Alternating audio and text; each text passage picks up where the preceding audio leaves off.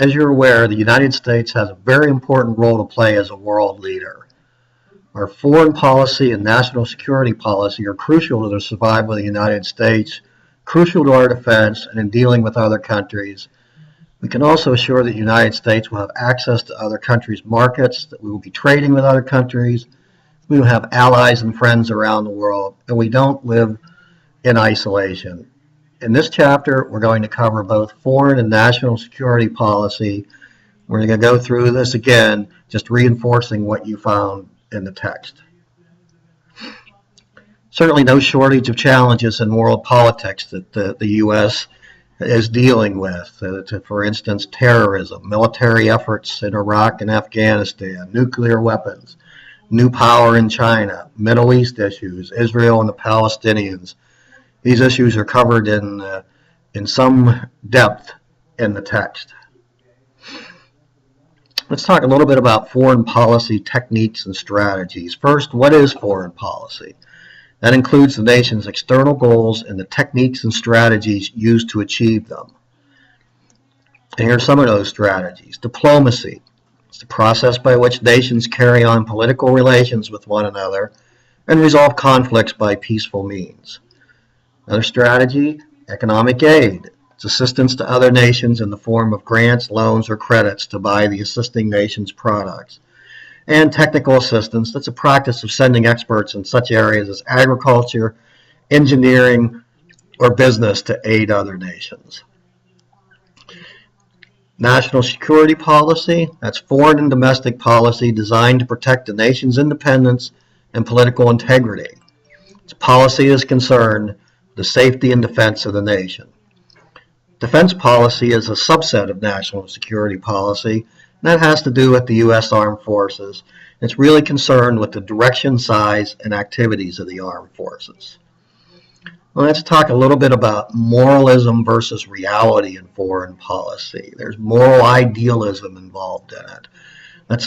That's idealism that views the world as fundamentally benign and assumes most nations can be persuaded to take moral considerations into account when setting their policies. Peace Corps, perfect example of how the U.S. tries to spread its goodwill in a moral way throughout the world. Political realism, on the other hand, sees the world as a dangerous place in which each nation strives for its own survival and interests, regardless of moral considerations. Each nation is prepared to defend itself militarily. With political realism, you'll see the U.S. selling weapons to military dictators who support U.S. policy. In the end, American foreign policy is a mixture of both. We've never really operated on only one of these views. Some examples: launching the Iraqi war to secure national security, realism, and to create a more democratic Middle East, idealism. Also maintaining long-standing relationships with Arab dictators, realism, but supporting opposing democratic revolutionaries in the Arab Spring, and that's idealism. Now let's talk a little bit about themes guiding U.S. policy. This is an issue that goes really to the heart of a big question in our foreign policy issues. Some who say we should not be involved in every conflict everywhere in the world. We should be careful and protect the U.S. and deal with our problems, but not get ourselves stuck in places where we shouldn't be. Others say no, the U.S. has to be everywhere, making sure that things go well. There's a war on terrorism, nuclear weapons, make sure nuclear weapons aren't proliferated around the world, and that we help control regional conflicts. So there's a conflict that goes on within the U.S. about where we should be on this issue. And what we find is, in the early years, really it was a policy of isolationism. We stayed out of European conflicts and politics. We really started to move away from it with the start of the Spanish-American War in 1898. The start of the 20th century went into global involvement. U.S. involvement in European politics became more extensive when we entered World War I in 1917, and our isolationism permanently destroyed with the bombing at Pearl Harbor. We moved into a phase after World War II through the 1980s, where our focus was really on containing communism and the influence of the Soviet Union. That's a period that you may know as the Cold War. Let's briefly look at who makes foreign policy. We'll be looking at the President, Department of State, National Security Council, Intelligence Community, Department of Defense, and Congress. President's power. It's formal power of the President to make foreign policy that derives from the Constitution. It designates the President as Commander-in-Chief of the Army and Navy. The President also has power to make treaties and executive agreements. In principle, he oversees the State Department, its executive agency with primary authority over foreign affairs, and the National Security Council also plays a major role, and the President is part of that council. The executive branch, the Department of State, supervises U.S. relations with almost 200 countries around the world. National Security Council, that advises presidents on the integration of domestic, foreign, and military policies.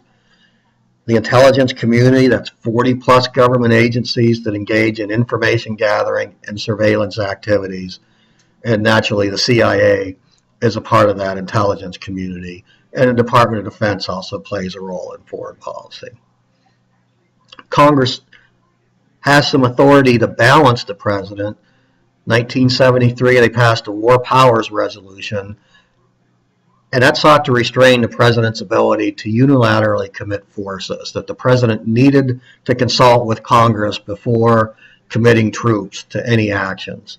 But the reality is presidents really have still not chosen to consult with Congress before committing those troops, generally telling Congress after they've committed them and not consulting with them before. The Congress also has the power of the purse, where Congress needs to provide funding for certain actions. So they can balance the president through budgetary and funding issues. That's a quick look at foreign policy. Please read your text in depth for much more information about the issues that we're just giving an overview on in this lecture. So for your quiz, here are the concepts you'll need to know. Diplomacy. Know the definition of national security policy. Know the definition of technical assistance. Know what the Bush Doctrine is. Know the impact of the 2003 invasion of Iraq, particularly as it relates to Saddam Hussein. Also find in your text when China's economy is expected to be larger than the U.S. economy. That's one of the foreign policy issues we need to deal with. What's the internationally recognized solution to the Israeli-Palestinian dispute? What's the concept of the invitation to struggle? Find that phrase in your text and know what that relates to. Know what the War Powers Resolution is, and know what really caused the end of American isolationism. Good luck.